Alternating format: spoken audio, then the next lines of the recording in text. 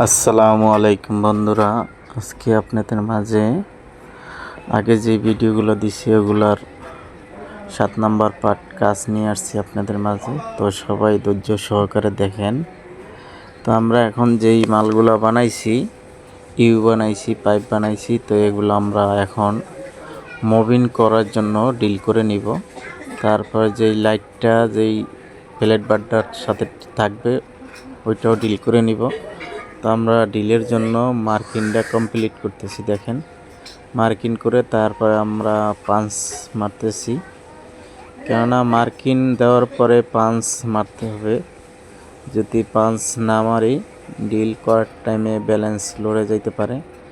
যারা এই ধরনের কাজ করেন বা করতে ইচ্ছুক তারা সব সময় মাপ দিয়ে আগে ডিল করার আগে পাঞ্চ করে নেবেন।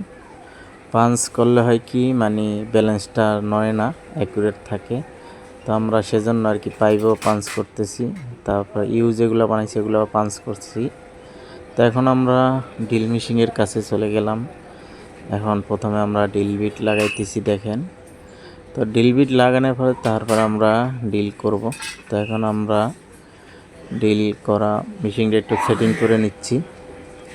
তো আমাদের সেটিং করা শেষ, এখন আমরা ডিল করতেছি। দেখেন, তো সবাই ধৈর্য সহকারে দেখেন পুরো ভিডিওটা, আশা করি ভালো লাগবে।